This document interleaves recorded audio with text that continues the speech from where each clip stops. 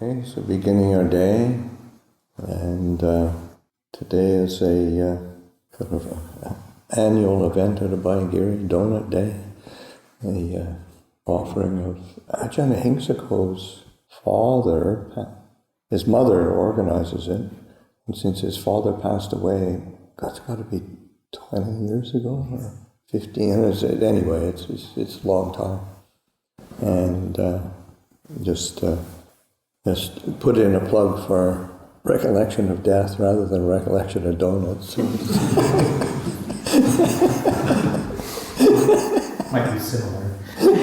Well, that's the thing, it gets conflated in the mind. It's just, it's... Too many. Yeah, it's just this.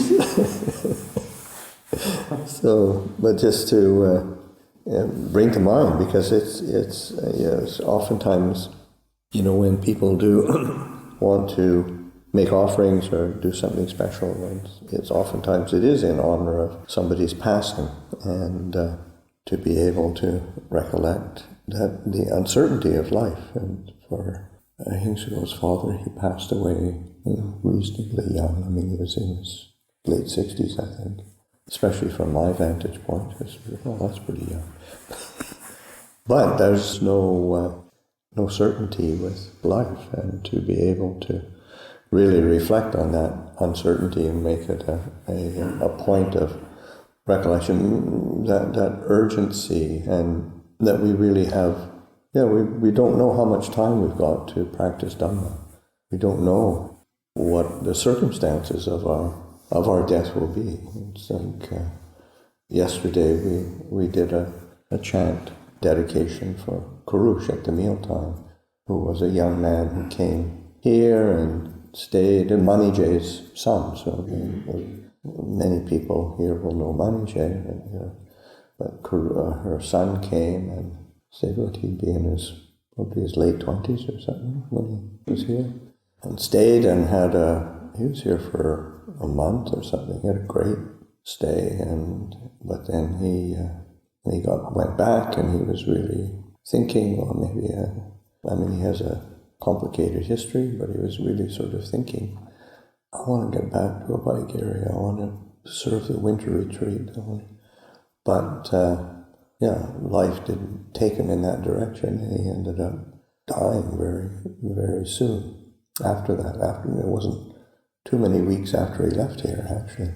So it was, you just don't know. So there's the sense that bringing up a sense of urgency and recollecting the uncertainty of death. And that's not to make one kind of fearful and kind of reticent to do anything or commit to anything, but it's actually to facilitate the commitment to mindfulness, to compassion, to reflection and investigation, because it's, we live our lives, so much of our lives are it's quite superficial and quite heedless. And even when we're here in the monastery, we can easily drift on a day-to-day basis. How much of our time is really quality reflection and commitment to being aware and mindful and attentive to ourselves and the world around us. So it's just to bring up that recollection, because it is one of the most important recollections that the Buddha gives. I mean, he puts a lot of emphasis on its power, and just keep applying that for ourselves and encourage ourselves in this practice and this training.